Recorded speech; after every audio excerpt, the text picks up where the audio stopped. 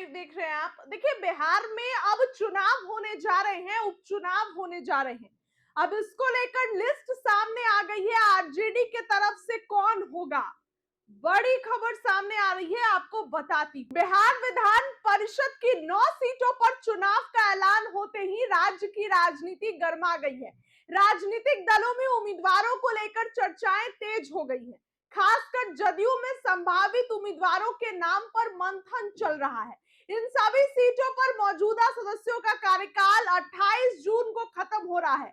भारत निर्वाचन आयोग ने चुनाव की तारीखों का ऐलान कर दिया है। ये सभी सीटें विधायक कोटे से भरी जाएंगी। वहीं जदयू की ओर से जिन नामों पर सबसे ज्यादा चर्चा है उसमें निशांत कुमार, ललन मंडल और राजीव कुमार सिंह का नाम शामिल है। इसके अलावा सहनी समाज से भी एक उम्मीदवार को मौका दिया जाने की चर्चा है। ऐसे में बीजेपी नेता भीष्म सहनी या किसी अन्य नेता के नाम पर भी चर्चा हो सकती है, विचार किया जा सकता है। नीतीश कुमार के बेटे निशांत हाल ही में मंत्री बने हैं, लेकिन वो फिलहाल किसी भी सदन के सदस्य नहीं है, ना तो बिहार विधानसभा और ना ही विधान परिषद। ऐसे में माना जा रहा है कि उनको टिकट मिलना तो लगभग तय है। आरजेडी भी उम्मीदवारों के नाम पर मंथन में जुट गई है। पार्टी एक सीट पर अपना मजबूत दांव मान रही है। बताया जा रहा है कि तेजस्वी यादव उम्मीदवारों के नाम पर खुद फैसला करेंगे। फिलहाल वह दिल्ली में है। 30 मई या संभावित 1 जून को तेजस्वी पटना लौट सकते हैं। चूंकि लालू यादव को सिंगापुर जाना है तो वो 29 तारीख को रवाना होंगे। लालू यादव को सिंगापुर के लिए रवाना करके तेजस्वी यादव पटना आएंगे और चुनावी रणनीति पर काम शुरू करेंगे। माना जा रहा है कि जून के पहले सप्ताह में आरजेडी अपने उम्मीदवार के नाम का ऐलान कर सकती है।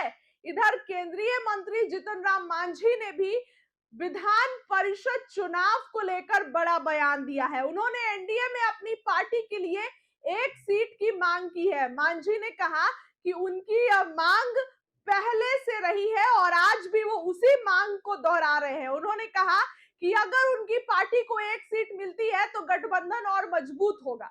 उन्होंने यह भी कहा कि वह इस मुद्दे पर बीजेपी के केंद्रीय नेतृत्व से दिल्ली जाकर बात करेंगे। मांझी ने साफ कहा है कि उनकी पार्टी हमेशा एनडीए के साथ मजबूती से खड़ी रही है और आगे भी गठबंधन के प्रति पूरी तरह समर्पित होगी। बिहार विधान परिषद के जिन सदस्यों का कार्यकाल खत्म हो रहा है उसमें जदयू की कुमुद वर्मा और प्रोफेसर गुलाम गौस, आरजेडी के मोहम्मद फारूक और बीजेपी के भीष्म सहनी शामिल हैं।